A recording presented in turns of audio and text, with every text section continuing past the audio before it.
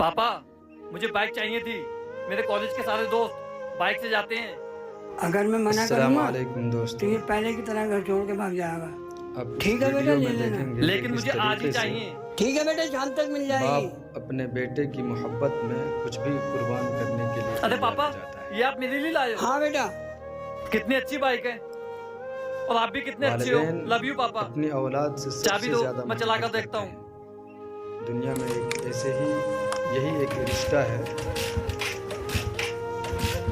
जो अरे पापा, हर ये स्टार्ट रिश्तों क्यों में नहीं हो रही? सबसे शायद अव्वल इसमें पेट्रोल नहीं है। सबसे पैसे दो मुझे ज्यादा पेट्रोल के महबूब लिए। होते हैं। मेरे में पैसे नहीं है और ना ही ये पैसे कमाने का कोई जरिया बचा है। मतलब आपने अपना ऑटो बेच दिया? हाँ बेटा, लेकिन आपने ऐसा क्यों किया? उस टाइम मैं तुझे समझाता तो तेरी समझ में नहीं आता, और शायद अब तो समझ गया होगा।